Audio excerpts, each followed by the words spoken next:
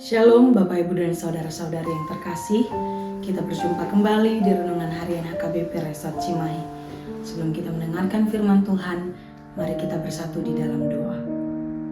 Bapa kami yang di surga, yang Maha Kuasa dan Maha Kasih, sungguh kami bersyukur untuk hari yang baru yang Engkau berikan kepada kami.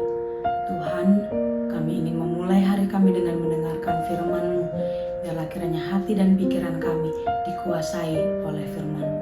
Hanya melalui Yesus Kristus, anak-Mu yang tunggal, kami berdoa dan bersyukur kepadamu. Amin.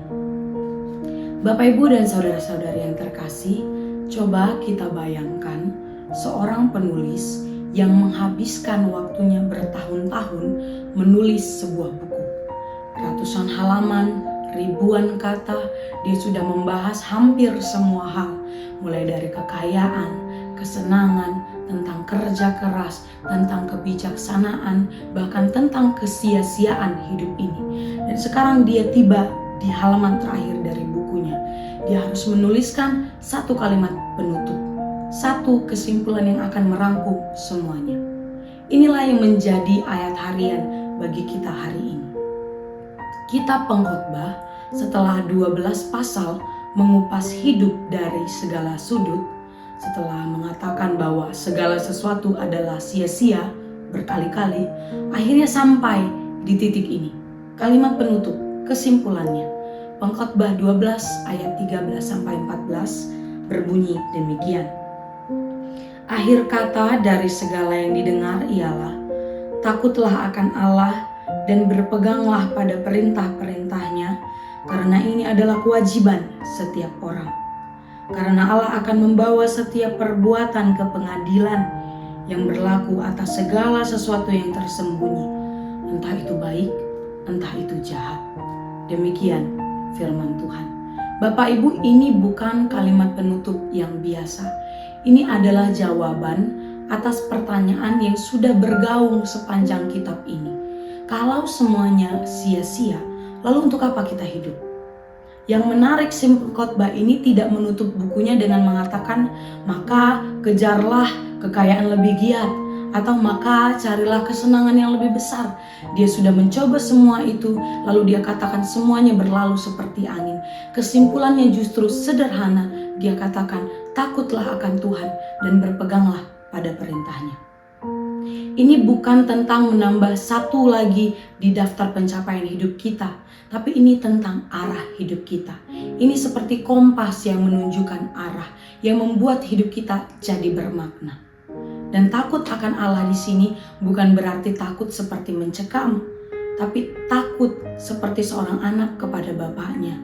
Rasa hormat yang dalam, bukan karena takut dihukum, tapi karena dia tahu ayah atau bapaknya itu layak dihormati dan dipercaya. Lalu bagian yang kedua dari ayat ini dikatakan, Allah akan membawa setiap perbuatan ke pengadilan, termasuk yang tersembunyi. Bapak, Ibu, dan saudara-saudari yang terkasih, sadar atau tidak, kita ini terbiasa hidup dengan dua wajah. Ada versi diri kita yang tampil di depan orang, yang manis, yang penuh dengan senyum, yang terkendali, yang rapi. Lalu ada versi yang hanya diri kita sendiri dan Tuhan yang tahu. Apa isinya? Mungkin perkataan yang kita sampaikan di dalam hati. Mungkin tindakan yang kita lakukan ketika tidak ada orang yang melihat. Atau mungkin pikiran yang tidak tersampaikan melalui mulut kita. Tapi ayat hari ini mengingatkan kita bahwa Tuhan melihat semuanya. Tapi ini bukan untuk menakut-nakuti kita, tapi supaya kita berhenti membagi hidup kita jadi dua bagian.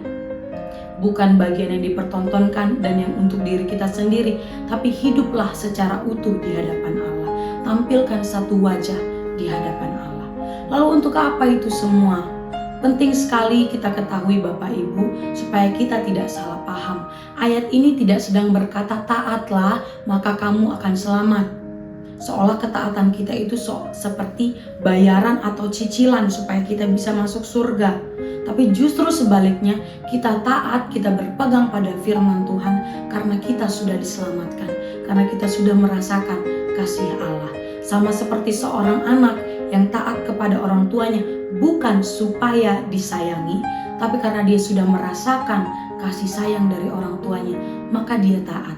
Maka dia ingin membuat hati orang tuanya senang.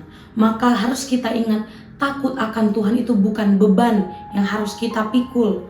Tapi takut akan Tuhan adalah respons kita setelah kita mengenal kasih Allah. Maka kembali lagi ke penulis yang tadi diceritakan di awal.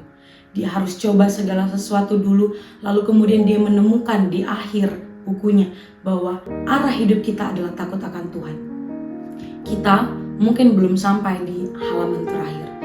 Kita masih di tengah cerita kita.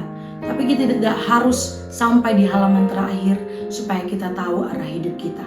Kita sudah diberitahu bahwa arah hidup kita adalah takutlah akan Tuhan dan berpeganglah pada perintahnya. Amin. Tuhan Yesus memberkati. Kita bersatu di dalam doa.